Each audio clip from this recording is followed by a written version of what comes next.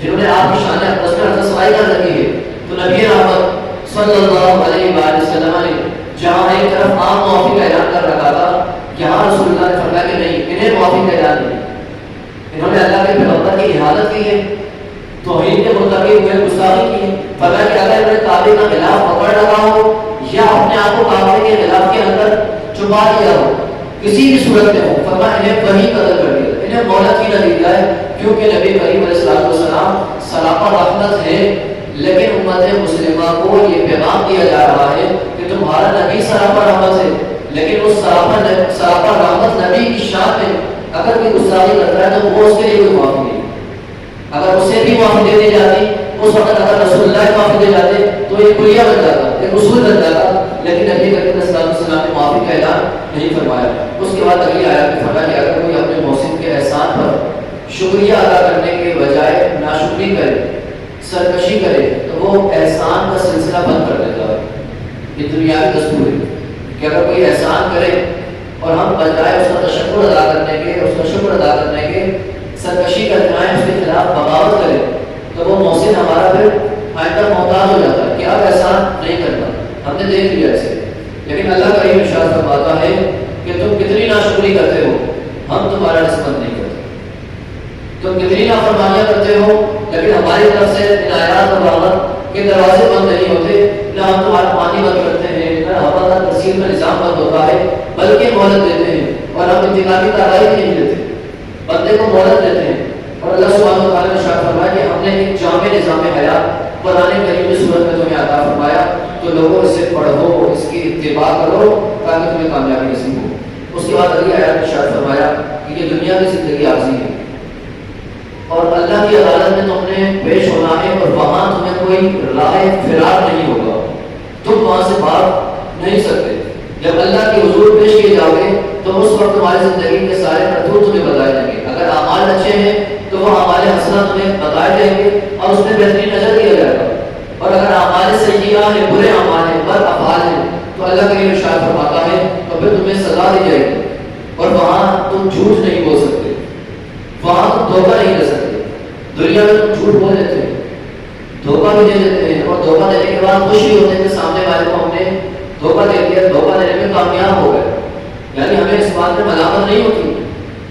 سامنے والے کے ساتھ اگر فراڈ کر جائیں اور اس میں کامیاب ہو جائے، فراڈ کرنے میں، دھوکہ دینے میں کامیاب ہو جائے، یا کسی سے جھوٹ بولا ہو اور اس میں ہمیں کامیابی دنیاوی زندگی میں مل چکی ہو، تو ہم اپنے تئیں خوش ہو رہے ہوتے ہیں اندر سے کہ سامنے والے کو چپا دے دیا. لیکن اللہ کے پیارے رسول صلی اللہ علیہ وسلم نے فرمایا کل روز قیامت جب تم اللہ کے حضور حاضر ہوگے تو اس وقت تم جھوٹ نہیں بول سکتے، تصور تک نہیں کر سکتے، تم دھوکہ نہیں دے سکتے، فریب نہیں کر سکتے. اسی لیے فرمایا کہ بندہ مومن کو چاہیے کہ وہ اپنی زبان کو جھوٹ سے پاک رکھے، وہ اپنے افعال کو دھوکہ دہی سے پاک رکھے، وہ اپنے معاملات کو فریب سے باز رکھے. اگر اس کے معاملات میں دھوکہ دینا، فریب دینا یا اس کی زبان جھوٹ کی عادی ہو چکی ہو تو فرما وہ کبھی کامیاب نہیں ہو سکتا. دھوکہ دینے سے متعلق ہمارے اسلاف نے کتنی احتیاط رکھی ہے. حضرت امام اعظم ابو حنیفہ رحمہ اللہ، آپ سے متعلق ایک واقعہ ملتا ہے کہ آپ چونکہ تجارت کرتے تھے کپڑے کی، اور جب موسم اگر آلود ہوتا، صاف موسم نہ ہوتا، روشنی کم ہوتی، تو آپ اپنی تجارت کی وہ دکان بند کر دیتے تاکہ گاہک کو دشواری نہ ہو. دیکھنے میں کم بدم روشنی میں اسے پریشانی نہ ہو، وہ دیکھے کچھ اور، جب بڑھ جائے تو اسے وہ کپڑا کچھ اور دکھائے گا، تو آپ دکان بند کر دیا کرتے. یہ ہمارے اسلاف کا حال ہے. امام اعظم ابو حنیفہ رحمۃ اللہ تعالیٰ نے جن کی ہم تقریر کرتے ہیں، جن کے ہم مقلد ہیں، جن کی بتائی ہوئی اور سمجھائی ہوئی فقہ کے مطابق ہم نماز پڑھتے ہیں، یہ ان کا حال ہے. اور ہمارا کیا حال ہے؟ ہم چھوٹی سی دکان پہ 30-40 سیور لگا دیتے ہیں، یعنی 2-4 سیور سے بھی روشنی ہو جاتی ہے، لیکن ہم ایکسٹرا سیور لگاتے ہیں زیادہ روشنی کرنے کے لیے تاکہ کپڑوں میں شائننگ نظر آئے، اس کی چمک میں اور اضافہ ہو اور دیکھنے والے کی آنکھیں کھلا ہو جائیں. جب وہ دیکھے ماشاء اللہ تعالیٰ کپڑا کی منگوایا کہاں سے، اور جب اتنی روشنی میں کپڑا دیکھے گا، کوئی 10 سیور کی جگہ 30 سیور لگے ہوں اور روشنی بڑھ جائے اور کپڑوں میں شائننگ آ رہی ہو تو بندہ پریشان. اور پھر جب وہ بیچارہ گھر آ کے اپنے گھر کی 2 لائٹوں سے دیکھتا ہے تو وہ کپڑے کا کچھ اور ہوتا ہے، پھر دھلنے کے بعد کچھ اور ہوتا ہے. یہ ہمارا حال ہے.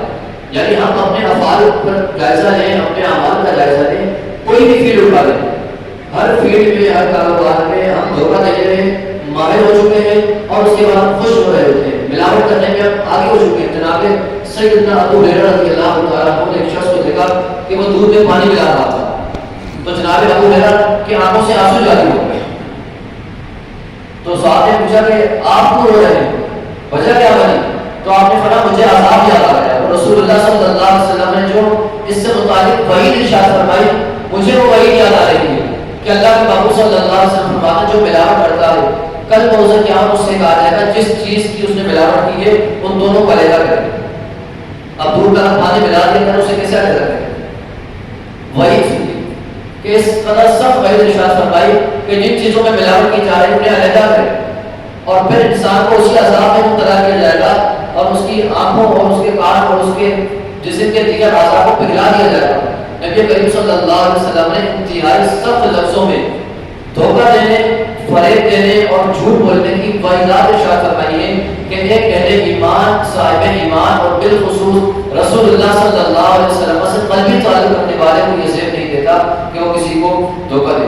اس کے بعد اگلی آیات میں اللہ رب العزت نے اپنے کلام پاک کی حقانیت کو بیان فرمایا اور پھر فرمایا کہ ان الذین قالوا ربنا اللہ ثم استقاموا، وہ جو ایمان لائے اور یہ کہا کہ اللہ ہمارا رب ہے اور اس بات پر ڈٹ گئے، ثم استقاموا، تو اللہ فرماتا ہے پھر ہم انہیں جنت کی نعمتیں عطا فرمائیں۔ انہیں کرنا کیا ہے کہ ایمان کے بعد ایمان پر استقامت اختیار کرنی ہے۔ یہ جملہ کہا کہ اللہ ہمارا رب ہے تو پھر اس پہ ڈٹ جانا ہے۔ اگر پریشانی آ رہی ہے، آزمائشیں آ رہی ہیں تو ان آزمائشوں میں اللہ سبحانہ وتعالیٰ کی طرف ہی رجوع کیا جائے۔ اس کے بعد والدین کی نافرمانی اور گمراہی پر جمے ہوئے اور آخرت کا انکار کرنے والے شخص کے ہوئے انجام کا ذکر کیا۔ تو میں وصینا الانسان بوالدیہ احسانا، ہم وصیت کرتے ہیں انسان کو کہ وہ اپنے والدین کے ساتھ احسان والا سلوک کرے۔ قرآن کریم کی کچھ آیات ایسی ہیں کہ جہاں بطور خاص اللہ رب العزت نے انسانیت کو خطاب فرمایا، اب یہاں بھی اللہ رب العزت نے بطور خاص انسان کو خطاب فرمایا، اہل ایمان کو نہیں، بندہ مومن کو نہیں، انسان خاص کا تعلق کسی بھی مذہب سے ہو، حکم کیا جا رہا ہے کہ اپنے والدین کے ساتھ اچھا سلوک کرو، احسان والا سلوک کرو۔ حملته امه کرها ووضعته کرها وحمله وفصاله 30 شهرا، فرمایا تمہیں کو اپنی ماں کا مدت حمل اور وضع حمل والا لمحات اور اوقات یاد ہونے چاہیے کہ تمہاری ماں نے کتنی درد کے ساتھ، اس قدر شدت کی کیفیات کے ساتھ تمہیں اپنے بدن میں اٹھائے رکھا، پھر وہ دودھ پلانے کے مراحل تمہیں یاد ہونے چاہیے۔ 30 شهرا، فرمایا پورے 30 ماہ جو ہوتے ہیں کہ 9 ماہ پیٹ میں رکھنا، پھر 2 سال تمہیں دودھ پلانا، اور اس پورے پروسیجر کے تھرو تمہاری ماں کتنی تکلیف سے گزر رہی ہوتی ہے۔ فرمایا اس بات کا تمہیں احساس ہونا چاہیے، ادراک ہونا چاہیے کہ کس قدر مشقت کے ساتھ اس نے زندگی کے وہ ایام تمہارے لیے وقف کر دیے، اور آج تمہارے اعضاء سلامت کیا ہوئے، تمہارے اعضاء کیا پختہ ہوئے، تمہیں 4 دوست کیا مل گئے، تم اپنے والدین کو ہی بھول گئے۔ ہمیں اپنے والدین کو یاد کرنا اور ان کے ساتھ احسان والا سلوک کرنا۔ اس کے بعد اگلی آیات میں جنات کا ذکر ہوا کہ نبی کریم علیہ السلام کی بارگاہ میں جنات حاضر ہوا کرتے۔ ایک گروہ نبی کریم علیہ السلام کی مجلس سے گزرا اور انہوں نے سنا کہ اللہ کے رسول صلی اللہ علیہ وسلم قرآن کریم کی تلاوت فرما رہے ہیں، صحابہ اس تلاوت کو سن رہے ہیں۔ تو اس گروہ نے جا کر کے اپنے جنات کے سربراہ سے کہا کہ قالوا یا قومنا انا سمعنا کتابا انزل من بعد موسیٰ، کہ قوم ہم نے کلام سنا ہے، اور ایسا کلام کہ جو ہم سے پہلے جناب موسیٰ علیہ السلام پر نازل ہوا، اور یہ کلام اس کلام کی تصدیق کرتا ہے، مصدقا لما بین یدیہ یہدی الی الحق، اور یہ وہ کلام ہے جو سیدھے راستے کی طرف ہدایت دیتا ہے۔ یا قومنا اجیبوا داعی اللہ، اے قوم کے قرآن ایسا ہے کہ ایسی دعوت ہے کہ جو میں اللہ کی طرف بلا رہا ہے۔ پھر وہ نبی کریم صلی اللہ علیہ وسلم کی بارگاہ میں آئے اور اللہ کے رسول صلی اللہ علیہ وسلم نے انہیں قرآن کریم کے دیگر احکامات بتائے۔ جنات حضور کی بارگاہ میں حاضر ہوئے اور رسول اللہ صلی اللہ علیہ وسلم نے ارشاد فرمایا کہ جو اللہ اور اس کے رسول کے احکامات کو ترجیح نہیں دیتا تو اللہ اسے دردناک عذاب میں مبتلا کر دیتا ہے، اور جو دعوت حق کو قبول کرتا ہے تو اللہ اسے اپنی جناب سے نعمتوں کی فراوانی عطا فرماتا ہے۔ اور آخر میں نبی کریم علیہ السلام کو فرمایا کہ فاصبر کما صبر اولو العزم من الرسل، اے محبوب صلی اللہ علیہ وسلم آپ بھی صبر فرمائیں جس طرح کہ آپ سے پہلے انبیاء نے صبر کیا، اور صبر کی تلقین آپ اپنے امتیوں کو بھی فرمائیں۔ اس اس کے بعد اگلی آیات میں نبی کریم علیہ السلام سے متعلق ترغیب جہاد کا ذکر کیا کہ اللہ کے رسول صلی اللہ علیہ وسلم لمحہ بلمحہ صحابہ کرام کو جہاد کی ترغیب دیا کرتے، جہاد کی طرف رغبت دلایا کرتے، جہاد کی محبت صحابہ کے دلوں میں موزن کر دیا کرتے، ایسی محبت شہادت کی الفت، شہادت کی محبت کہ رسول اللہ صلی اللہ علیہ وسلم کے صحابہ جہاد میں شریک ہونے کو اپنے لیے دنیا و ما فیہا کی ساری نعمتوں سے اعلیٰ نعمت سمجھتے ہیں۔ حضرت خالد بن ولید رضی اللہ تعالیٰ آپ نے بھی تقریباً 100 سے زائد جنگوں میں شرکت کی، لیکن آپ شہید نہیں ہوئے۔ جب وقت وفات آپ بستر مرگ پر تھے تو اس نے ہمیں آپ نے جملے ارشاد فرمایا، خالد ہائے میری بدقسمتی، کتنی جنگوں میں شریک ہوئے لیکن جام شہادت نصیب میں نہیں تھا۔ خالد کتنا بزدل ہے کہ آج بستر پر جان دے رہا ہے۔ اور کئی صحابہ ایسے بھی ہیں جنہوں نے پہلی مرتبہ جنگ میں شریک ہوئے اور رسول اللہ صلی اللہ علیہ وسلم کی مائیت نصیب ہوئی اور پہلی جنگ میں ہی شہادت کا رتبہ حاصل کر لیا، تو نبی کریم علیہ السلام نے اپنی روایات کے ذریعے امت کو پیغام دیا کہ شہادت اللہ کی عطا کردہ نعمتوں میں سے ایک عظیم نعمت ہے اور یہ نصیب والوں کو نصیب ہوا کرتی ہے، ہر کسی کو نصیب نہیں۔ حضرت خالد بن ولید جرنیل صحابہ میں شمار ہوتا ہے، کئی جنگوں میں آپ ایسا کمانڈر، چیف کمانڈر کے طور پر پوری کمانڈ کر رہے ہیں، لیڈ کر رہے ہیں، آپ کے ماتحت کئی صحابہ کرام جنگ میں شریک ہیں، لیکن آپ کو شہادت مرتبہ نصیب نہ ہوا۔ اس کے بعد جنگ کے تفصیلی باتوں ذکر ہوئے، نبی کریم علیہ السلام کی آمد سے پہلے جنگ کے کوئی قوانین نہ تھے، مال غنیمت کے کوئی قوانین نہ تھے، جس کے ہاتھ جو لگتا وہ مال سمیٹ لیتا، لیکن نبی کریم علیہ السلام کی آمد کے بعد جنگ کے قوانین بتائے گئے۔ فرمایا کہ جنگ کے قوانین یہ ہیں کہ جنگی جو قیدی آئے ان سے 3 طرح کا سلوک کیا جائے۔ جنگ میں جو قیدی بنا لیے جاتے ہیں انہیں اپنی کسٹڈی میں لے لیا جاتا ہے، تو قرآن نے حکم دیا کہ ان کے ساتھ 3 طرح کا سلوک کیا جائے۔ نمبر 1، یا تو انہیں قید اس لیے کر لیا جائے تاکہ ان کے شر سے دوسرے لوگ باز رہیں، ان کو اس لیے قید کیا جائے کہ ان کے شر سے دوسرے لوگ باز رہیں۔ دوسری وجہ کہ ان کو اس لیے قید نہ کیا جائے کہ ان سے جزیہ لے لیا جائے، ٹیکس لے لیا جائے اور ان کی اصلاح کے انہیں چھوڑ دیا جائے، تو فرمایا یہ بھی طریقہ ٹھیک ہے۔ تیسرا طریقہ یہ ہے کہ انہیں اسلام کی دعوت دی جائے اور وہ اس بات کی حامی بنے کہ ہم اسلام قبول کر لیں گے، اپنے قبائل والوں سے جا ملیں گے اور انہیں بھی دعوت دیں گے تو بھی معاف کر دیا جائے۔ اب غور فرمائیں تو اسلام قیدیوں کے ساتھ کیا سلوک کر رہا ہے؟ یعنی قیدی رکھنے نہیں، قیدیوں کو چھوڑنے کے طریقے بتا رہا ہے، حکمت وضع کر رہا ہے کہ کس طرح قیدی کو چھوڑا جائے۔ بعض روایتوں میں نبی کریم علیہ السلام سے یہ بھی منقول ہے کہ کئی جگہیں ایسی ہوئی کہ اللہ کے رسول صلی اللہ علیہ وسلم نے قیدی، وہ قیدی جو علم والے تھے، علم جانتے تھے، تو آپ نے فرمایا کہ تم ہمارے صحابہ کو اتنا علم پڑھاؤ اور تم آزاد ہو۔ وہاں علم کی اہمیت اور علم کی فضیلت اور عظمت کو بیان فرمایا، اور کئی مواقع ایسے آئے کہ نبی کریم علیہ السلام نے فرمایا کہ جزیہ ادا کرو، ٹیکس ادا کرو تاکہ ہماری معیشت مضبوط ہو اور تم آزاد ہو۔ اور کئی مواقع ایسے آئے کہ اللہ کے رسول صلی اللہ علیہ وسلم نے فرمایا کہ تم اپنی اصلاح کرو۔ صحابہ کرام نے ذکر لگایا کہ انہیں قرآن کریم کی دعوت دو، انہیں قرآن کی حقانیت سے آگاہ کرو اور انہیں اسلام کی طرف محبت سے راغب کرو، اسلام کی رغبت دلاؤ۔ اگر یہ اس میں کامیاب ہو جاتے ہیں تو انہیں معاف کرو۔ نبی کریم صلی اللہ علیہ وسلم نے اس کے بعد اگلی آیات میں اہل تقویٰ کے لیے جنت کی نعمتوں کا ذکر کیا کہ جنت کی نہروں میں ایسا صاف اور شفاف پانی ہوگا، فیہا انہار من ماء غیر آسن، فرمایا ایسا پانی ہوگا کہ جس میں کوئی تغیر و تبدل نہیں ہوگا، جس میں تمہیں کوئی باسی پن محسوس نہیں ہوگا۔ وانہار من لبن لم یتغیر طعمہ، اور تمہیں جنت میں ایسی دودھ کی نہریں نصیب ہوگی کہ جن کا ذائقہ تم نے کبھی پہلے حاصل نہیں کیا ہوگا۔ وانہار من خمر لذۃ للشاربین، اور جنت میں تمہیں شراب طہور کی ایسی نہریں پلائی جائیں گی جو لذت سے معمور ہوگی۔ وانہار من عسل مصفی، اور تمہیں جنت میں خالص اور شفاف شہد کی نہر عطا کی جائے گی۔ وفیہا من کل الثمرات، فرمایا اس کے لیے ہے، یہ سارے پھل اس کے لیے ہیں، یہ ساری نعمتیں اس کے لیے ہیں۔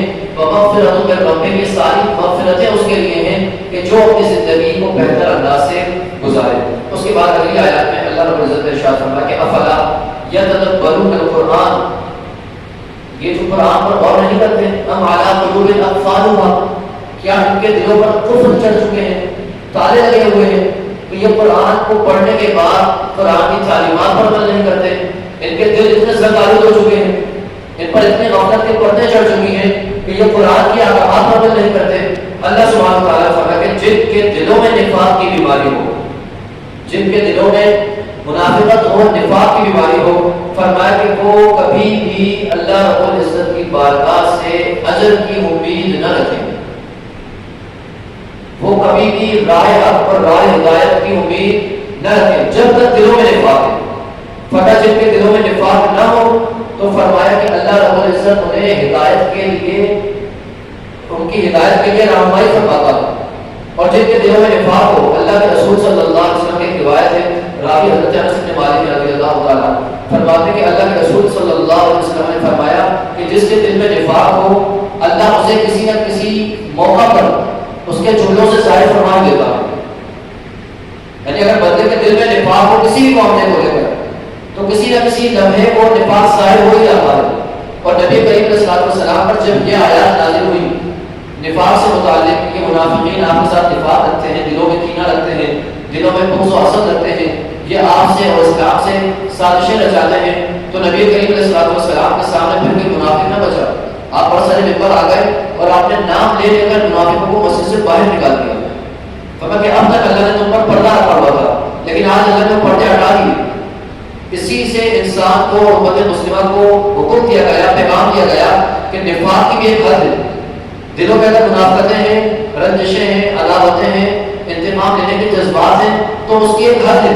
ایک وقت آتا ہے کہ اللہ اسے ظاہر فرما دیتا ہے، پھر انسان دنیا و آخرت میں سوائے ضلالت اور رسوائی کے اور کچھ حاصل نہیں کرتا.